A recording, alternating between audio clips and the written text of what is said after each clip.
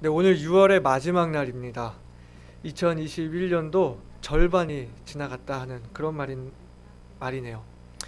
이 목사님이나 집사님 세대 분들이라면 더더욱 2021년을 맞이하게 되리라고는 생각하지 못하셨을지도 모르겠습니다. 아마 그 전에 예수님 오실 것이라고 생각하셨기 때문일 겁니다. 1992년 이 다미 선교회의 등장으로 세상이 들썩했었습니다. 10월 28일에 예수님이 오시고 우리가 휴거될 것이라는 이야기를 하면서 전 국민이, 거의 모든 이 그리스도인들이, 많은 사람들이 2000년 이후에 대해서 생각하지 않고 이제 세상의 마지막을 준비해야 한다는 그런 분위기가 일었었습니다. 그리고 30년이 다 지난 지금 예수님께서 다시 오시기까지 2020년도 더 예수님이 기다리고 계실 줄은 미처 생각하지 못하셨을 것이기 때문입니다. 우리는 말세라는 이야기를 쉽게 들었습니다. 전쟁과 기근, 자연재해, 지금 이 코로나와 같은 이런 역병, 경악을 금치 못할 뉴스들이 나오면 우리는 자연스럽게 이제 주님 오실 때가 다 되었나 보다 하는 그런 말들을 하곤 했습니다. 2021년도 절반이 다 지나고 있는 지금 시대를 주름잡았던 종말에 관한 이야기는 쑥 들어가고, 사람들은 더 이상 종말을 이야기하거나 말세를 이야기하는 것에 대해 어떤 아픔 혹은 이런 이야기를 하면 좀 이단처럼 치부되지 않을까 하는 그런 불안과 불편함들을 가지고 있는 것 같습니다. 기다림이 지속되고 또 지속되면 희망과 기운을 점점 잃게 되듯이 주님 오시는 것이 우리가 생각한 것보다 지체되면서 이 사람들은 종말, 말세보다는 현실과 현재를 생각하며 살고 있는지 모르겠습니다. 그러다 보니 믿는다 하는 사람들이 하늘의 것을 바라기보다는 이 땅에서 잘 사는 것을 생각하고 번영을 추구하기 시작하면서 이 기독교계는 세상을 이끄는 리더가 되기보다는 그저 사이즈 키우기에만 치중하는 이기적인 집단으로 변해가는 것 같기도 합니다. 오늘날 그리스도인들이 빛을 발하고 있는가? 오늘날 그리스도인들의 모습 속에서 예수 그리스도가 드러나고 있는가 하는 질문들을 스스로 던져볼 때 그렇다라고 당당하게 대답하기 어려운 모습인 것 같습니다. 하지만 분명한 것은 우리는 주님이 언제 다시 오실지 알 수 없지만 그날은 분명히 존재하고 우리는 그날을 기다리며 살아야 한다는 것입니다. 아마 내일일지도, 또 아마 오늘 저녁일지도 라는 생각을 어느 정도는 우리 마음속에 한켠에 가지고 살아야 한다는 것입니다. 재미있는 것은 예수님이 부활하시고 난 이후에 모든 믿는 자들이 말세라고 생각해 왔다는 것입니다. 2000년대 지금 이 시대의 교회들만 그러한 것이 아니라 신약 시대에 있는 초대 교회들도 곧 예수님이 오시리라고 생각했다는 것이죠. 모든 세대가 다음 세대에 대해서 깊게 생각하지 못했습니다. 어쩌면 지금 이 세대 안에 예수님이 다시 오실 거라는 생각 때문이었을지도 모릅니다. 포스트 코로나 시대는 급변하는 사회가 될 거라고 많은 사람들이 이야기합니다. 변화의 속도가 더더욱 빨라질 것이라고요. 10년이면 강산이 변한다는 말도 이제 옛말이 되었습니다. 우리가 휴대폰을 사고 휴대폰 약정 기간이 다 지나가게 되어도 강산이 변하는 것을 보고 있습니다. 코로나가 가져온 우리 삶의 많은 어려움들, 가정적인 어려움, 또 재정적인 어려움, 또 거리두기를 비롯해 이 많은 인간 관계들의 어려움을 겪으면서 어떤 분들은 하루라도 빨리 주님 오시기를 바라는 생각들을 하실지 모르겠습니다. 어쩌면 현실에서 도피하고 싶은 생각으로 내가 지금 살고 있는 삶이 너무 힘들어서 빨리 주님 오시기를 바라는 것일지도요. 하지만 우리가 정말 가져야 하는 생각은 어떤 생각일까요? 믿는 자들로서, 그리스도인으로서 우리는 지금 이 시대를 어떻게 바라보며 또 어떤 자세로 살아가야 하는 것일까요?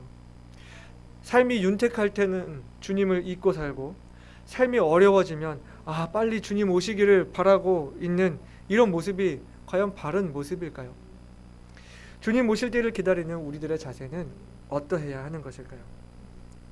오늘 본문은 예루살렘 성전이 무너질 것을 예언하는 예수님의 이야기입니다.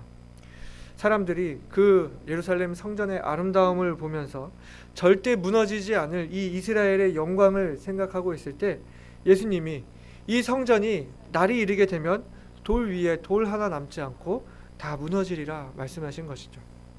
사실 이 유대인들에게 하나님이 임재하시는 곳, 하나님의 영광이 있는 이 성전이 붕괴할 거다 하는 그 이야기는 곧 세상의 멸망과도 같이 느꼈을 것입니다. 예수님의 이 말씀을 듣고 있는 이 당시의 청중들은 실제로 예루살렘이 멸망하게 되리라는 그 그림이 아마 머릿속에 없었을 거예요. 하지만 우리는 지금 이 이후에 역사적으로 이 사건이 어떻게 이루어졌는지를 알고 있습니다. 주후 70년 로마의 디도 장군에 의해 예루살렘이 멸망당하고 성전이 붕괴되었지요. 예수님께서 말씀하신 것처럼 정말 돌 위에 돌 하나도 남지 않고 다 망가졌고 유일하게 서쪽에 있는 벽 일부, 오늘날 그 통곡의 벽이라고 불리는 그 부분만 흔적으로 남아있는 상태인 것입니다. 그렇다면 오늘 우리는 이 본문을 어떻게 봐야 할까요? 예수님께서 단순히 이 예루살렘에 대한 그 멸망에 대한 예언만 하신 것으로 봐야 할까요? 아니면 주님이 다시 오실 그 말세에 대한 이야기를 같이 하신 것이라고 봐야 할까요? 주님이 말씀하신 이 오늘 본문에 있는 이 사건들이, 이 일들이 오늘날에도 동일하게 이루어지고 있다고 한다면 유대인들이 생각하는 그 세상의 마지막을 대비해 어떻게 살아가야 하는지 주님이 말씀해 주신 것이라면 오늘날 우리들에게 적용해 볼 때 말세를 살아가는 그리스도인들의 자세에 대해 마찬가지로 적용할 수 있지 않을까 생각을 해봅니다. 따라서 우리는 오늘 본문부터 이 누가복음 21장 전체를 다루면서 앞으로 또 계속 다뤄가면서 이 말세를 살아가는 그리스도인의 자세가 어떠해야 하는지를 함께 생각해 보기를 원하는데요. 오늘 본문에서부터 생각할 수 있는 첫 번째는 바로 시대를 주의해야 한다는 것입니다. 지금 이 시기가 주님이 말씀하신 말세라는 것을 볼 수 있는 이 시대를 읽는 시각을 가지라는 것입니다. 예수님이 이 아름다운 성전이 다 무너지게 될 것을 말씀하셨을 때 사람들은 어느 때에 이런 일이 일어나게 될지 또 무슨 징조가 있을지를 물었습니다. 그에 대해 주님은 몇 가지 징조들을 말씀해 주셨는데요. 예수님은 가장 먼저 미혹을 받지 않도록 주의하라고 말씀하셨습니다. 많은 사람들이 자기가 그리스도라고 등장하여 사람들을 미혹하게 하겠지만 저희를 쫓지 말라 하시고, 또 두 번째로는 난리와 소란이 있을 것을 말씀하시면서 이것이 끝이 아니라는 것, 또 세 번째는 민족이 민족을, 나라가 나라를 대적하여 전쟁이 일어날 것을 말씀하셨고, 또 네 번째로는 처처에 또 지근과 기근과 온역, 또 마지막으로 이 일들과 하늘에서 큰 징조들이 있을 것이라고 말씀을 하셨습니다. 그리고 또 마지막으로 이 모든 일이 다 있기 전에 예수님의 이름으로 인해 제자들이 핍박을 당하며 회당과 옥에 넘겨지고 또 임금들, 관장들 앞에 끌어가게 될 것이라고 말씀을 하셨습니다. 누구도 모른 채 할 수 없는 이런 사건들이 일어나기 때문에 그 시대를 바라본다면 그때가 다가왔음을 직감할 수 있을 거라고 말씀해 주신 것입니다. 그러나 여러분, 우리가 한번 보자고요. 자신이 재림하신 예수라 주장하는 그 사람들은 신약교회 시대에도 있었고 우리가 사는 오늘 이 사회에도 있는 것을 봅니다. 매 시대에 이런 사람들이 있었습니다. 또 전 지구적인 이 난리와 소란의 소문이 한두 번이 아니었습니다. 지금 우리가 가장 난리라고 이야기하고 있는 코로나 이전에도 사스, 메르스, 스페인 독감 등 수많은 역병들이 우리의 삶을 위협했던 것이 사실입니다. 많은 내전과 전쟁은 오늘날에도 이루어지고 있습니다. 우리가 어느 정도 과학의 발달로 인해서 기상을 예측한다고 하지만 매년 태풍과 지진으로 인해 수많은 사람들이 목숨과 재산을 잃고 있습니다. 주님은 말씀하셨습니다. 이것이 끝이 아니라고요. 주님이 다시 오시는 그날까지 이러한 일들은 계속 끊이지 않을 것입니다. 어떠한 무서운 일이, 수많은 역병이, 이보다 더한 일들이 우리에게 계속 닥쳐와도 우리는 하나 생각해야 할 것은 이것이 끝이 아니라는 생각을 가져야 합니다. 예루살렘이 멸망하기 전 예수님의 제자들이 어떠한 핍박을 받았는지는 우리가 사도행전을 보면 잘 알 수 있습니다. 하지만 그 이후에도 계속해서 신실한 믿음의 사람들은 핍박을 받아왔습니다. 주님이 말씀하신 이 사건들이 매 시대에 반복되어져서 일어났던 일이고 지금 우리 시대에도 일어나고 있는 것입니다. 많은 분들이 말씀한 바와 같이 믿음 생활하기 쉬운 때는 없었습니다. 어쩌면 2000년 이후 이 밀레니엄 시대라고 말하는 그 2000년도 이후 코로나가 성행하기 전까지의 그 오늘날 우리 사회가 어쩌면 믿음 생활하기 참으로 쉬운 시대였는지도 모르겠습니다. 그러나 여전히 그 와중에도 많은 나라와 민족들은 주님을 믿는 것을 숨겨야 하는 사람들이 있었다는 것이 사실입니다. 이것이 우리에게 주는 메시지가 무엇일까요? 역사는 계속 반복되며 또 우리는 그 시대의 흐름에 편승하는 것이 아니라 깨어 있어서 지금 시대가 어떻게 흘러가고 있는지 시대의 흐름을 읽고 우뚝 설 수 있어야 한다는 것입니다. 주님 말씀하신 것처럼 이 시대를 주의해서 볼 줄 알아야 한다는 것이죠. 시대가 흘러가면 흘러가는 대로 이리 휘둘리고 저리 휘둘리는 것이 아니라 항상 변함없는 모습으로 그 자리에서 시대의 흐름을 지켜볼 수 있어야 한다는 것입니다. 여러분 혹시 사막을 여행해 보신 분이 계시나요? 아직 저는 한 번도 사막을 가보지는 못했는데요. 아무것도 없는 그 모래볼판에서 어떻게 길을 찾아갈 수 있을까요? 내가 오늘 보았던 그 모래 언덕이 바람으로 인해서 내일이면 사라질 수도 있고 내가 내일 만나게 될 그 지형이 아마 오늘 같지 않을 것입니다. 이런 가운데 어떻게 길을 찾아갈 수 있을까요? 별을 보고 찾아가지 않습니까? 그 위치, 그 자리에 변함없이 동일하게 있는 그 별을 보고 사람들이 길을 찾아가게 됐던 것입니다. 저는 우리들의 모습이 그래야 한다고 믿습니다. 언제나 변함없이 그 자리에 있어서 시대의 흐름에 휘둘리지 아니하고 유유히 빛나는 모습이어야 한다는 것입니다. 세상이 변한다고 우리의 믿음도 같이 변해서는 안 된다는 것입니다. 물론 우리가 발전해야 되고 변해야 하는 모습이 있지만 또 변하지 말아야 할 것이 있습니다. 천지는 변해도 사라지지 아니할 주님의 말씀을 이정표로 삼고 그 말씀대로 살며 흔들림 없이 우두커니 그 자리를 지키고 있을 때 우리는 다른 이가 찾는 그 인생의 길에 한 지표가 될 수 있을 것입니다. 물질이 하나님이 된 세상, 출세가 우상이 된 세상에서 우리는 이 세상을 주의하여 바로 보고 미혹되지 않는 모습으로 우뚝 서 있는 모습으로 세상과 분리된 거룩한 모습으로 살아가야 하는 것입니다. 주님은 어떻게 말씀하셨습니까? 이 일이 도리어 너희에게 증거가 되리라. 영어 성경으로 해석하면요, 우리가 복음을 증거할 기회가 된다는 말씀입니다. 우리의 변함없는 모습, 시대의 흐름에 따르지 않는 거룩한 모습이 복음을 증거할 수 있는 기회가 된다는 것입니다. 여러분, 체스나 장기를 둘 때 혹은 바둑을 둘 때 이 훈수를 두는 사람은 아주 길을 잘 봅니다.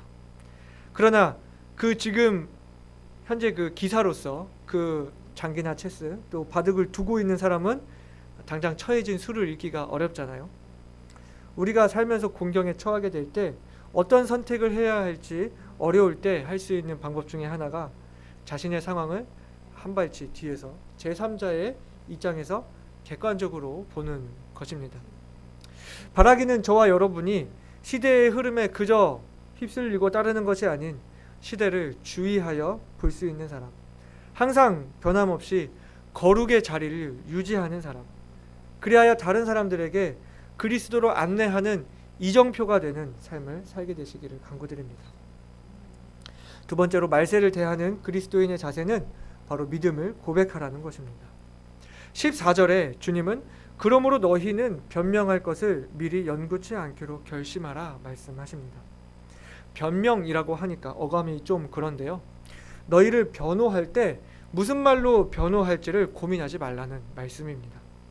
주님이 하신 말씀을 잘 생각해 본다면 세상의 흐름에 따르지 않고 주님 중심으로 사는 사람, 믿음으로 사는 사람에게는 항상 세상에 대해서 자기의 믿음을 변호해야 하는 상황에 처하게 된다는 것을 생각할 수 있습니다. 세상 사람들이 보기에 자신들과 같지 않기 때문에, 자기들을 따르고 있지 않기 때문에 자기들에게는 그것이 부담이 되어서 우리들에게, 믿는 사람들에게 의문을 가지고 그 이유를 묻게 될 것이고, 믿는 우리들은 우리 자신의 믿음을 변호하고 그들의 입장에선 변명이라고 할 수 있지만 우리들에게는 우리 입장을 해명하고 또 변호해야 할 일들이 생겨난다는 것입니다. 실제로 그렇지 않습니까? 우리가 그리스도인으로 살면서 세상과 다르기를 고집할 때 세상으로부터 받게 되는 도전들이 있습니다. 당신은 왜 참느냐? 당신은 왜 손해를 보느냐? 당신은 왜 봐주느냐? 왜 그걸 넘어가느냐? 왜 용서하느냐? 왜 남들이 다 하는 것을 하지 않느냐? 등등. 이 자신과 다른 그런 모습들에 대해 우리의 믿음을 걸고 자꾸 도전하는 그런 모습들을, 그런 질문들을 받게 되고 우리는 우리의 믿음을 고백해야 하는 순간들이 온다는 것입니다. 반대로 생각한다면 우리가 세상 사람들에게 우리의 믿음을 고백해야 하는 순간이 오지 않는다 하는 것은 어쩌면 우리가 세상 사람들과 똑같은 모습으로 살고 있다는 반증이 되겠지요. 그렇게 우리는 세상으로부터 많은 질문과 도전을 받게 되는데, 이러할 때에 주님은 대적들이 능히 대항하거나 변박할 수 없는 구제와 지혜를 주시겠다 약속하시는 것입니다. 성령님께서 우리를 깨닫게 하시고 우리의 입술을 주관하시고 우리가 할 말을 주시겠다고요. 실제로 베드로는 성령의 충만함으로 그 이스라엘의 지도자들 앞에서 그들이 반박할 수 없는 설교를 했던 것을 우리가 알고 있습니다. 우리가 다 같이 사도행전 4장 말씀을 펼치셔서 사도행전 4장 5절부터 16절까지 있는 말씀 같이 한번 보시겠습니다. 사도행전 4장 5절부터 16절까지 말씀을 보시면 제가 말씀을 읽겠습니다. 이튿날에 관원과 장로와 서기관들이 예루살렘에 모였는데 대제사장 안나스와 가야바와 요한과 알렉산더와 및 대제사장의 문중이 다 참여하여 사도들을 가운데 세우고 묻되 너희가 무슨 권세와 네 이름으로 이 일을 행하였느냐? 이에 베드로가 성령이 충만하여 가로되 백성의 관원과 장로들아, 만일 병인에게 행한 착한 일에 대하여 이 사람이 어떻게 구원을 얻었느냐고 오늘 우리에게 질문하면 너희와 모든 이스라엘 백성들을 알라. 너희가 십자가에 못 박고 하나님이 죽은 자 가운데서 살리신 나사렛 예수 그리스도의 이름으로 이 사람이 건강하게 되어 너희 앞에 섰느니라. 이 예수는 너희 건축자들의 버린 돌로서 집 모퉁이의 머릿돌이 되었느니라. 다른 이로서는 구원을 얻을 수 없나니 천하 인간의 구원을 얻을 만한 다른 이름을 우리에게 주신 일이 없음이니라 하였더라. 저희가 베드로와 요한이 기탄 없이 말함을 보고 그 본래 학문 없는 범인으로 알았다가 이상히 여기며 또 그 전에 예수와 함께 있던 줄도 알고 또 병 나은 사람이 그들과 함께 섰는 것을 보고 힐난할 말이 없는지라 명하여 공회에서 나가라 하고 서로 의논하여 가로되 이 사람들을 어떻게 할꼬? 저희로 인하여 유명한 표적 나타난 것이 예루살렘에 사는 모든 사람에게 알려졌으니 우리도 부인할 수 없는지라 말씀하고 있습니다. 우리가 세상과 같이 살지 않을 때, 말씀대로 살고 우리가 믿음으로 살 때, 우리가 흔들림 없고 거룩한 모습으로 살 때 그 모습은 우리가 복음을 전할 증거가 되고 기회가 된다고 했습니다. 우리가 그런 모습으로 산다면 세상은 우리를 향해 도전하게 되고 우리는 우리가 가진 믿음을 고백해야 하는 기회들이 생기게 될 것입니다. 말세를 대하는 그리스도인의 자세는 이러한 기회를 그냥 보내지 않는 것입니다. 믿음을 고백하고 복음을 증거하는 일에 자신을 들여야 한다는 것입니다. 디모데후서 말씀 같이 찾아서 보시겠습니다. 디모데후서로 가셔서요. 디모데후서 4장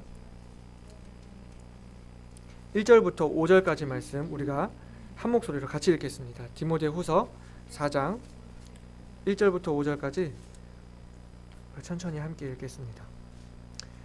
하나님 앞과 산자와 죽은 자를 심판하실 그리스도 예수 앞에서 그의 나타나실 것과 그의 나라를 두고 엄히 명하노니 너는 말씀을 전파하라. 때를 얻든지 못 얻든지 항상 힘쓰라. 범사의 오래 참음과 가르침으로 경책하며 경계하며 권하라. 때가 이르리니 사람이 바른 교훈을 받지 아니하며 귀가 가려워서 자기의 사역을 쫓을 스승을 많이 두고 또 그 귀를 진리에서 돌이켜 허탄한 이야기를 쫓으리라. 그러나 너는 모든 일에 근신하여 고난을 받으며 전도인의 일을 하며 내 직무를 다하라. 아멘. 때를 얻든지 못 얻든지 항상 힘쓰라라는 그 말씀은 어떤 말씀입니까? 우리가 믿음을 고백하고 복음을 전할 기회가 생길 때도 있을 것이지만 생기지 않을 때도 우리가 말씀을 전하는 일에 힘써야 한다는 것이죠. 어떠한 상황에서든지 우리가 주님을 증거하는 일을 쉬지 말아야 한다는 것입니다. 우리가 주님을 증거하는 일, 우리의 믿음을 고백하는 일을 하려 할 때에 주님께서 우리에게 말씀과 지혜를 주시겠다고 약속하시지 않았습니까? 베드로가 그러했던 것처럼 범인으로, 평범한 사람으로, 그냥 아무 지식 없는 사람으로 알았지만 그 기탄 없이 아주 담대하게 그 이스라엘의 지도자들 앞에서 담대하게 복음을 증거할 수 있었던 것처럼 우리들에게도 마찬가지로 성령께서 충만함을 주실 때, 우리가 성령으로 충만할 때, 주님의 인도함을 받을 때 우리가 다른 사람들 앞에서 얼마든지 우리의 믿음과 복음을 증거할 수 있는 능력을 주시겠다고 약속하고 있는 것입니다. 그렇기 때문에 우리는 언제나 주님께서 나의 입술을 주관하시도록, 내가 항상 성령 충만하도록 언제나 성령의 인도하심을 따르는 삶을 살아야 하는 것입니다. 저도 이 강단에서 말씀을 전하고 또 많은 경우에 구령 상담을 해보지만 이 모든 것들이 제 지혜로 되지 않는 것임을 고백할 수밖에 없습니다. 주님께서 인도하시면 부족한 말솜씨라도 하나님이 사용하시고, 또 제가 아무리 멋진 미사여구를 사용한다 하더라도 하나님이 그 말씀을 사용하지 않으시면 그냥 공중에 떠다니는 소리에 불과하다는 것을 경험합니다. 제가 물론 바른 설교를 하기 위해 애쓰고 또 노력하고 말씀을 연구하지만 그보다도 중요한 것은 그 전해지는 말씀에 성령께서 역사하셔서 움직여야 한다는 것을 고백하면서 우리들의 삶의 모습이 하나님을 의뢰하며 믿음을 고백하는 삶, 주님이 역사하실 것을 기대하며 주님을 믿고 담대히 복음을 증거하는 삶이 되기를 소원합니다. 세 번째로, 말세를 대하는 그리스도인의 자세는 바로 인내하라는 것입니다. 주님은 예루살렘이 멸망하기에 앞서 주님을 믿는 그리스도인들이 받게 될 핍박에 대해 말씀해 주셨습니다. 가족으로부터, 친구로부터 배반을 당하고 또 모든 사람에게 미움을 받아 죽임까지도 당할 것이라고 말씀을 하셨습니다. 또 그리고 우리는 실제로 예수님의 제자 야고보가 가장 먼저 예수님의 제자들 중에 순교했다는 사실을 알고 있습니다. 뿐만 아니라 스데반을 비롯한 수많은 믿음의 사람들이 주님을 위해 핍박을 감내했다는 것을 알고 있습니다. 그러나 이 사건들이, 이 말씀들이 단순히 예루살렘 멸망 전에 있을 일만을 말씀하신 것이 아니라는 것은 이러한 핍박이 계속해서 역사 속에서 있어 왔기 때문입니다. 그렇기 때문에 오늘날 우리들에게도 우리가 믿음으로 살려고 한다면, 경건하게 살려고 한다면 우리에게 핍박이 따라올 것이며 이것을 인내함으로 이겨내야 한다는 것을 말할 수 있는 것입니다. 언제나 진정한 믿음의 사람들은 정복자의 위치에 있지 않았습니다. 버림받고 미움받고 핍박을 받으며 마치 이 믿음을 가진 사람들이 문제인 것처럼 억울한 일들을 겪으며 항상 그 좋지 않은 여론 속에 있었습니다. 그러나 우리가 알고 있는 것은 이 순교자들의 마지막은 언제나 목숨을 구걸하거나 타협하는 것이 아니라 죽음 앞에서 주님을 바라보고 언제나 자신의 생을 주님 앞에 담대히 맡겼다는 것입니다. 인자가 하나님 우편에 서신 것을 보노라고 말한 스데반, 또 주님 뜻대로 살기로 했네, 뒤돌아서지 않겠네, 이 세상 사람 날 몰라줘도 뒤돌아보지 않겠네, 세상 등지고 십자가 보내 뒤돌아서지 않겠네 라고 노래한 그 썬다싱의 이야기 등 수많은 믿음의 사람들이 핍박을 인내했던 것을 봅니다. 주님은 우리가 믿음으로 살려고 할 때 핍박이 따를 것이지만 인내할 것을 말씀하시면서 우리의 머리털 하나도 상치 아니하리라 말씀하셨습니다. 이게 참 재밌지 않아요? 핍박의 결과로 우리가 죽음을 당하기까지 했는데 어떻게 머리털 하나 상치 못한다고 말씀을 하셨을까요? 죽음을 당했잖아요. 하지만 우리가 마태복음 10장 28절 말씀을 보면은 몸은 죽여도 영혼은 능히 죽이지 못하는 자들을 두려워하지 말고 오직 몸과 영혼을 능히 지옥에 멸하시는 자를 두려워하라 말씀을 하셨는데요.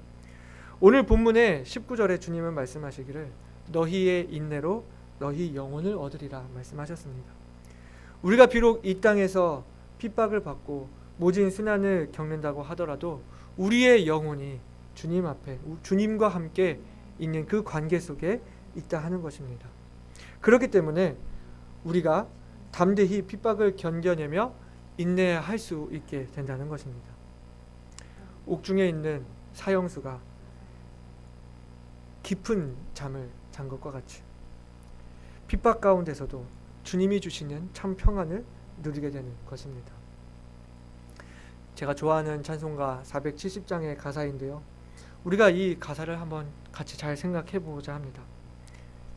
내 평생에 가는 길 순탄하여 늘 잔잔한 강 같든지 큰 풍파로 무섭고 어렵든지 나의 영혼은 늘 편하다. 저 마귀는 우리를 삼키려고 입 벌리고 달려와도 주 예수는 우리의 대장되니 끝내 싸워서 이기겠네.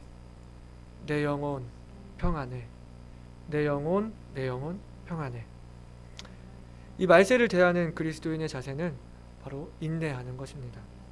최후 승리를 믿으며 주님을 바라보고 견디는 것입니다. 사랑하는 여러분, 우리가 지금 믿고 있는 이 믿음의 역사는 순교의 역사요, 피 흘린 발자취인 것을 알고 계십니까? 핍박을 견뎌내고 지켜온 믿음이었다는 것을 알고 계십니까?